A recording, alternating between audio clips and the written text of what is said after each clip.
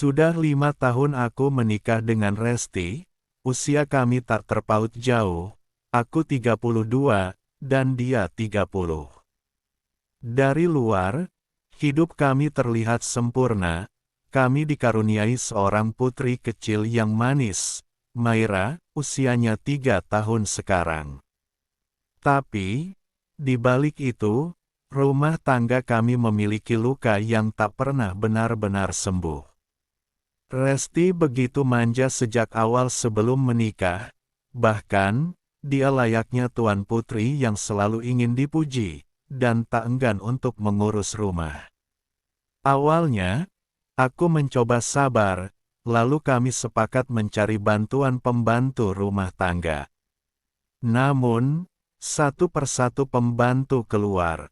Ada yang hanya tahan seminggu, ada yang menangis saat pamit, bilang tidak tahan dimarahi dan dibentak Resti istriku. Lalu, datanglah Mbok Kisma. Perempuan itu datang ke rumah kami seperti angin yang lembut. Usianya 52, tapi wajahnya memiliki aura yang memancar kuat. Senyumnya teduh, gerak-geriknya lemah lembut, dan yang paling terpenting, pegunungan Himalaya yang berjejer rapi itu begitu besar. Katanya, suaminya sedang jadi TKI di Taiwan, dan sudah bertahun-tahun belum pulang. Tak seperti yang lain, Mbok Kisma sanggup bertahan sampai saat ini. Saat Resti melotot dan membentak karena Mbok Kisma melakukan kecerobohan, Mbok Kisma hanya menunduk dan berkata pelan, "Maaf Bu, saya salah," begitu ucapnya. Waktu berlalu, aku mulai merasa ada yang aneh, bukan pada Mbok Kisma, tapi pada diriku sendiri. Aku sering berdiri terlalu lama di ambang dapur, pura-pura haus, namun, semua itu hanya untuk memantau belakangnya Mbok Kisma saat dia memasak. Kadang, pandanganku terpaku saat dia membungkuk membereskan rumah. Dan pemandangan panorama pegunungan Himalaya tersebut, begitu menakjubkan. Aku mulai membandingkan istriku yang tidur sampai siang dengan rambut acak-acakan, dengan mulut yang mengomel. Sedangkan Mbok Kisma, ia selalu menyambut pagi dengan kopi dan senyum sabar. Pernah suatu malam, Resti kembali mengamuk. Kami bertengkar hebat, ia mengemasi tas kecil, mengambil Maira, dan pergi ke rumah ibunya. Seperti biasa, drama berulang malam itu. Aku duduk di ruang tamu dalam gelap dan sunyi. Rumah tanpa suara anak kami, bagaikan hutan tak berpenghuni. Tiba-tiba dari dapur, Mbok Kisma muncul. Ia membawa secangkir jahe hangat. "Saya buatkan ini Mas, biar Mas gak masuk angin," katanya pelan. Aku menoleh, wajahnya teduh berkeringat sedikit, dengan mengenakan daster yang sederhana. Tapi, entah kenapa, malah membuat pikiranku makin kemana-mana. Namun, bukan itu yang menggetarkan hatiku malam itu, melainkan, sentuhan hangat, saat ia menyodorkan cangkir dengan lembut. Lalu matanya menatapku dalam diam, seakan tahu apa yang bergemuruh dalam dadaku. Mbok Kisma hanya diam, sorot matanya seakan menungguku. Sejak malam itu, ada yang berubah, bukan hanya di pikiranku, tapi juga di mataku. Rasanya, aku seperti orang tersesat di jalan pulang, tapi justru menikmati setiap belokan yang menyesatkan. Mbok Kisma tetap seperti biasanya, sabar, lembut, dan selalu siap dengan senyum manisnya. Entah kenapa, kini, aku menangkap hal-hal kecil yang dulu tak pernah kuperhatikan. Kadang, sesuatu itu tersibak sedikit, saat ia sedang mengepel lantai, atau ketika ia jongkok di depan lemari dapur. Dasternya yang mengikuti bentuk tubuh, yang terlalu membuat pancingan untuk ukuran ibu rumah tangga usianya. Apa itu disengaja? Entahlah, tapi kadang ia menatapku sekilas, lalu duduk cepat-cepat, seperti orang yang ketahuan sedang mencuri pandang, dan itu membuat hatiku makin berdebar.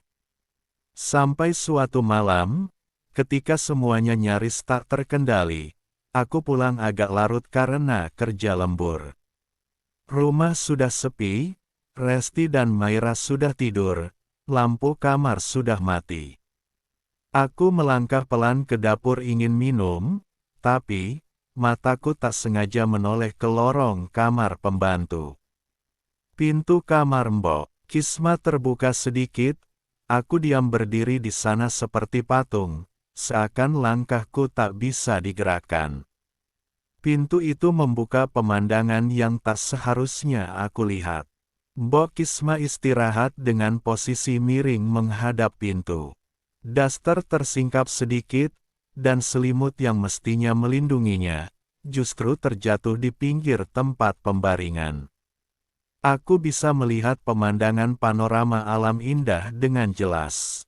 Jantungku ini berdegup kencang, keringat dingin mulai menetes. Separuh diriku ingin melangkah maju mendekat, dan menyentuh dunia yang hanya ada dalam hayalku. Karena gejolakan batin yang tak mampu terbendung lagi, aku pun menghampirinya. Jemariku langsung menelusuri semua yang ada di depannya itu, hingga terdengar suara lirih. Dan tak lama berselang, Mbok Kisma terkejut mendapatiku yang sedang memulai suatu pekerjaan.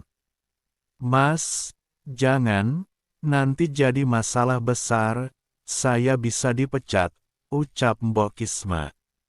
"Mbok tenang saja, semua sudah pulas kok," sahutku. "Tapi Mas," belum sempat melanjutkan perkataannya, aku langsung memulai seluruh pekerjaan yang kudambakan itu. Dan akhirnya, semua itu dapat dikerjakan dengan sempurna. Setelah semua pekerjaan usai, kami tak berbicara, dan aku langsung berbalik cepat, dan berjalan menuju kamarku dengan langkah gemetar. Di pembaringan, aku menatap langit-langit. Susan mendengkur pelan di sampingku. Aku mencoba menutup mata, tapi bayangan Mbok Kisma justru makin jelas. Sejak malam itu, pikiranku tak karuan. Siang jadi panjang, malam jadi liar, aku mulai menyusun alasan untuk lebih sering pulang cepat, hanya untuk melihat Mbok Kisma memasak, mencuci, atau menyapu. Setiap gerakannya seperti tarian lambat yang menghipnotis.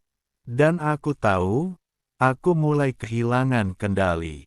Sudah seminggu sejak malam pintu terbuka itu, tapi gambarannya itu masih terpatri jelas di benakku. Makin hari, makin sulit aku menahan diri. Semua terasa seperti badai pelan yang mendesak dari dalam, perlahan, tapi pasti merobohkan akal sehat.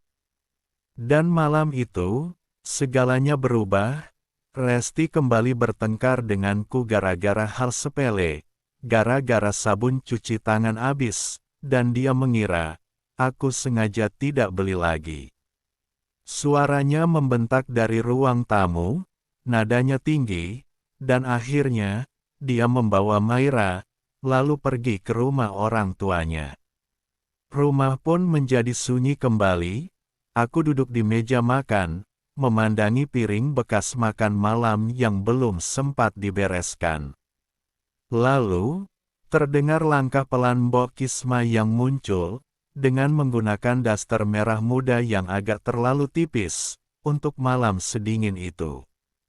Rambutnya diikat seadanya, ada beberapa yang jatuh ke pelipis, matanya menatapku, bukan sekadar prihatin, tapi seperti mengundangku bicara. "Mas capek ya?" tanyanya, sambil mulai merapikan piring. Aku hanya mengangguk nyaris tak bersuara. "Mbak Resti pergi lagi ya?" tanyanya lagi. Aku mengangguk seperti biasa. Ia menghela nafas pelan. Kalau menurut saya ya mas terlalu banyak menahan diri, imbuhnya. Aku menoleh cepat. Maksudnya apa mbok, tanyaku. Ia tak langsung menjawab. Ia berjalan ke wastafel membelakangiku, lalu mulai mencuci. Tapi dasternya, saat dia membungkuk sedikit, sesuatu itu menampakkan dirinya sebagian. Bayangan panorama alam pegunungan Himalaya terpampang samar tapi nyata. Dan entah kenapa, malam itu, aku tidak langsung menoleh atau berdiri. Aku malah bangkit berjalan pelan ke belakangnya, sembari memberi rangkul. Suaraku serak, "Mbok, kenapa mbok bisa bertahan kerja di sini?" tanyaku. Ia berhenti mencuci, dan diam sejenak, lalu berkata, "Karena saya merasa dibutuhkan," ucapnya. Aku berdiri tepat di belakangnya. Sekarang, jarak kami tinggal sehelai nafas.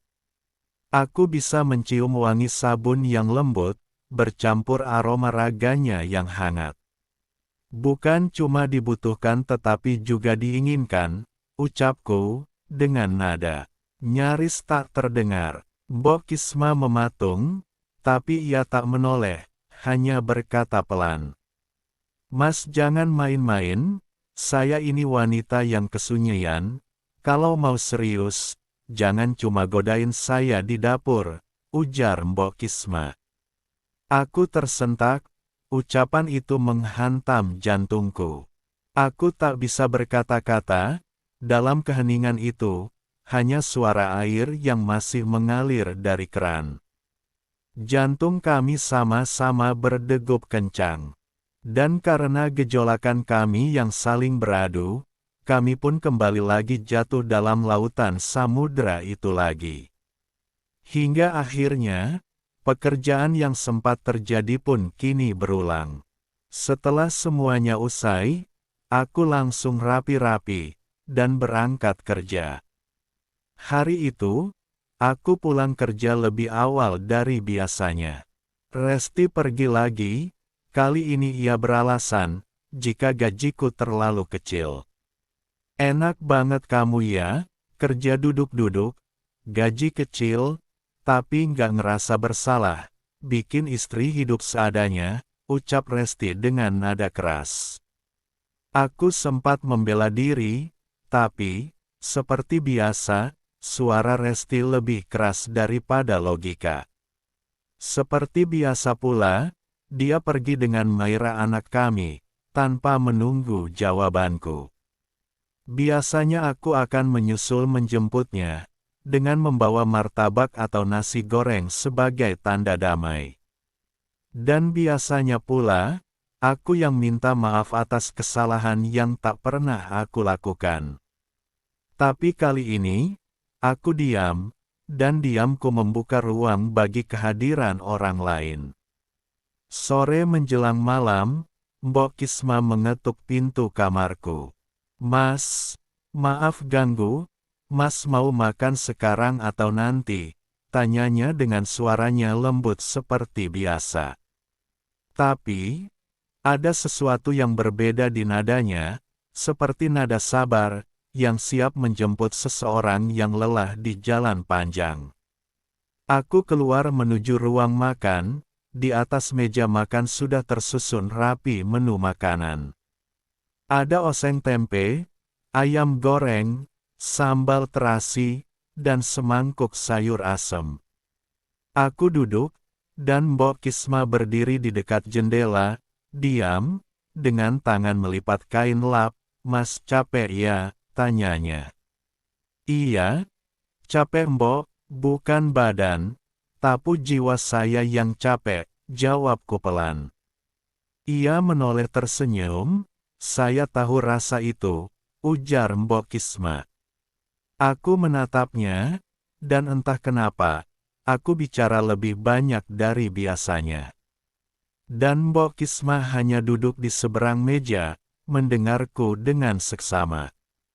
Kadang-kadang ia menunduk, matanya berkaca-kaca, mungkin, Saya terlalu berharap, jika istri saya akan berubah, tapi, saya lupa, bahwa perubahan gak bisa dipaksa, ucapku.